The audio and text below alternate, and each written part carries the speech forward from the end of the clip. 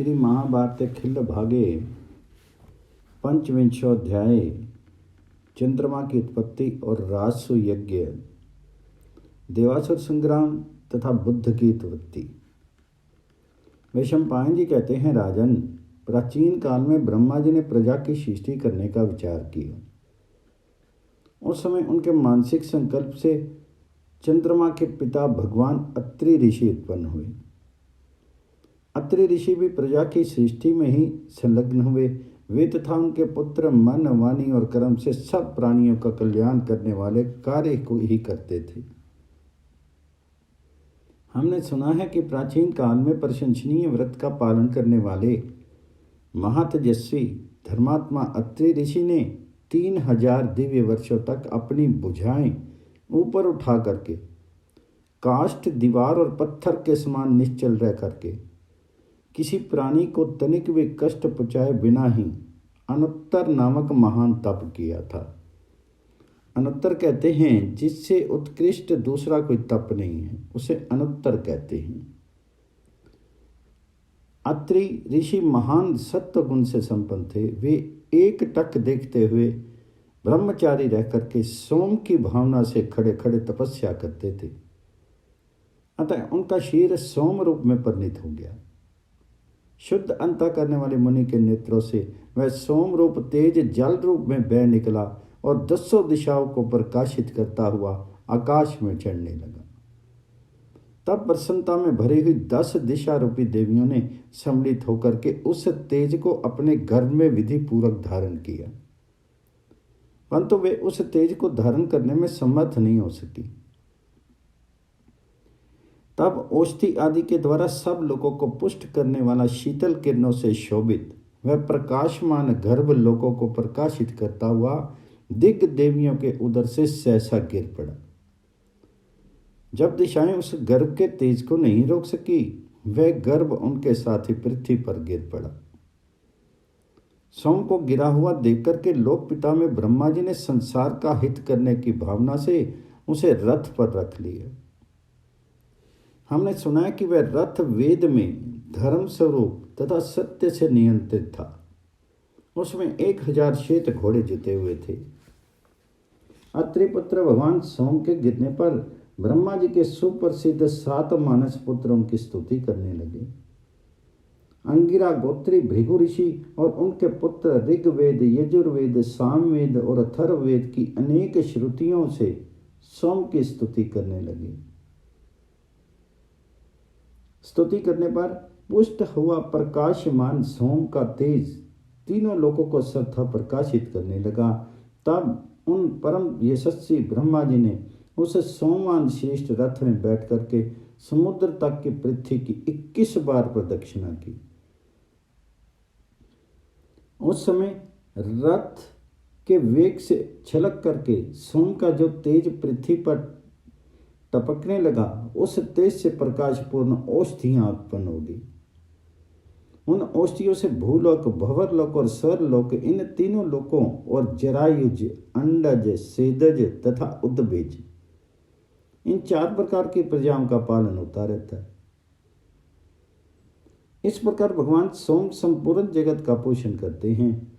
उन स्तुति रूप कर्मों से तेजस्वी होकर के भगवान सोम ने 1000 पदम वर्षों तक तप किया।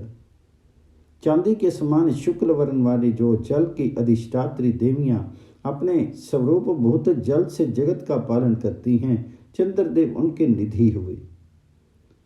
वे अपने कर्मों से विख्यात हैं।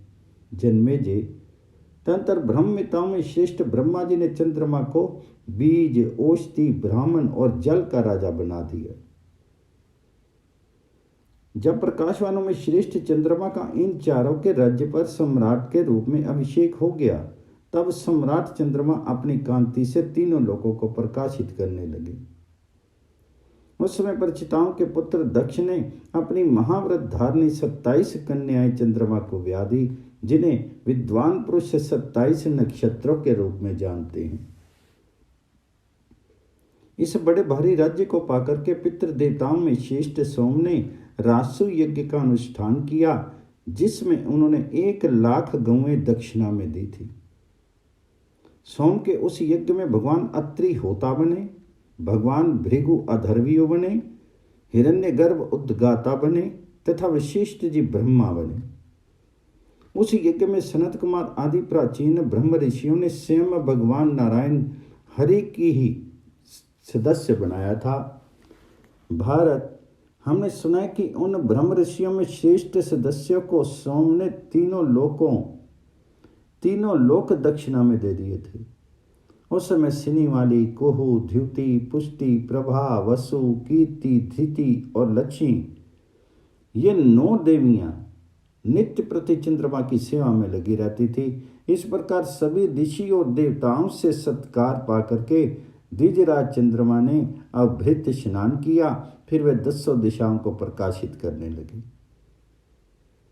मुनियों द्वारा सम्मानित उस दुर्लभ ऐश्वर्य को पाकर के चंद्रमा की बुद्धि विनय से भ्रष्ट होगी और उन्हें अनीति ने धर दबाया। तब उन्होंने अंगिरा के सब पुत्रों का तिरस्कार करके बृहस्पति की यशस्विनी भार्या तारा का बलपूर्वक अपहरण कर लिया। देवताओं तथा देव ऋषियों की याचना करने पर भी उन्होंने बृहस्पतियों की स्त्री उनको नहीं लौटाई। तब तो देवताओं के आचार्य बृहस्पति जी उनके ऊपर अत्यंत कुपित हो उठे। उस समय शुक्राचार्य ने चंद्रमा का पक्ष लिया और रुद्र ने बृहस्पति का, क्योंकि महातेजस्वी रुद्र बृहस्पति के पिता अंगिरा के शिष्य थे। उसी गुरु भाई के स्नेह से भगवान शिव अपना आजगम नामक धनुष लेकर के बृहस्पति जी के सहायक बने थे। महात्मा रुद्र ने दैत्यों को लक्ष्य करके ब्रह्मशीर नामक श्रेष्ठ अस्त्र छोड़ा, जिसने उन दैत्यों के सारे यश पर ही पानी फेर दिया। वहां तारा के लिए देवताओं और दानवों में बड़ा भारी युद्ध हुआ, जो तारका में महासंग्राम के नाम से प्रसिद्ध है। इसमें संसार का बड़ा भारी संहार हुआ।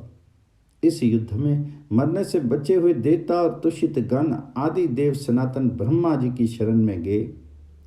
तब ब्रह्मा जी ने शुक्राचार्य तथा रुद्रों में ज्येष्ठ शंकर को भी समझा बुझा करके युद्ध करने से रोका। फिर उन्होंने स्वयं ही तारा को ला करके बृहस्पति जी को दिया।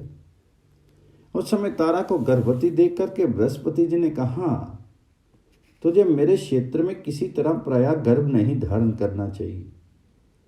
तब तारा ने अयोग्य स्थान सीकों के झुरमुट में जाकर के प्रज्वलित अग्नि के समान तेजस्वी उस भारी दस्युहंता कुमार को उत्पन्न किया। उस ऐश्वर्यवान कुमार ने उत्पन्न होते ही अपने शेर की कांति से देवताओं का तेज फीका कर दिया।